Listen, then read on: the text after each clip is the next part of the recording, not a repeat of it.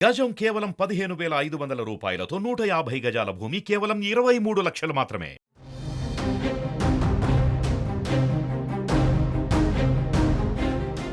ఏపీలో రాజకీయాలు ఆసక్తికరంగా మారుతున్నాయి. ప్రముఖుల రాజీనామాలు, చేరికలతో రాజకీయ ముఖచిత్రం రోజురోజుకు మారుతున్నాయి. తాజాగా మచిలీపట్నం వైసీపీ పార్లమెంటు సభ్యుడు బాలశౌరి పార్టీకి రాజీనామా చేశారు. ముఖ్యమంత్రి వైఎస్ జగన్ చేపట్టిన మార్పులు, చేర్పుల కారణంగా టికెట్ రాని ఆశావహులు నిరాశతో వైసీపీకి రాజీనామాలు చేస్తున్నారు.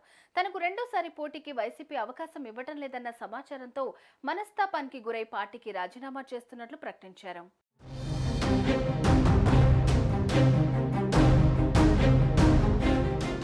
ఎన్నికల సమయంలో వైసీపీకి మరో షాక్ తగిలింది. మచిలీపట్నం పార్లమెంటు సభ్యుడిగా ఉన్న బాలశౌరి పార్టీకి రాజీనామా చేశారు. ఆయన గత కొంతకాలం నుంచి అసంతృప్తిగా ఉన్నారు. మచిలీపట్నం ఎమ్మెల్యే, మాజీ మంత్రి పేర్ని నానితో గత కొంతకాలంగా బాలశౌరికి పొసకటం లేదు. దీంతో పాటు వచ్చే పార్లమెంటు ఎన్నికల్లో తిరిగి మచిలీపట్నం నుంచి పోటీ చేయాలని బాలశౌరి భావించినా ఆయనకు టికెట్ దక్కకపోవచ్చని ప్రచారం జరుగుతోంది. వంగవీటి రాధాను మచిలీపట్నం నియోజకవర్గం నుంచి వైసీపీకి పోటీకి దింపాలని యోచనలో ఉందని తెలియటంతో బాలశౌరి వైఎస్ఆర్ కాంగ్రెస్ పార్టీకి రాజీనామా చేస్తున్నట్లు ప్రకటించారు.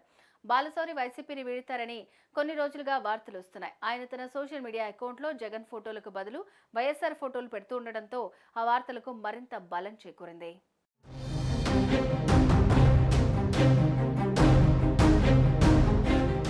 బాలశౌరి 2024 లోక్సభ ఎన్నికల్లో తెనాలి నియోజకవర్గం నుంచి కాంగ్రెస్ అభ్యర్థిగా 54.47% ఓట్లతో పోటీ చేసి గెలుపొందారు.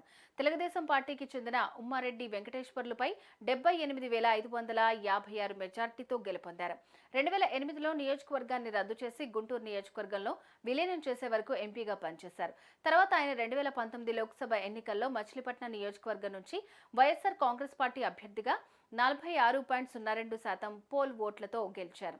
తెలుగుదేశం పార్టీకి చెందిన కొనకళ్ళ నారాయణపై 60,141 మెజార్టీతో పోటీ చేసి గెలుపొందారు. ఇక ఈ ఏడాది జరగనున్న అసెంబ్లీ ఎన్నికల్లో ఆయన జనసేన నుంచి బరిలోకి దిగనున్నారు. జనసేన అధినేత పవన్ కళ్యాణ్ నాయకత్వంలో ఆ పార్టీలో చేరాలని అనుకుంటున్నట్లు బాలశౌరి ప్రకటించారు.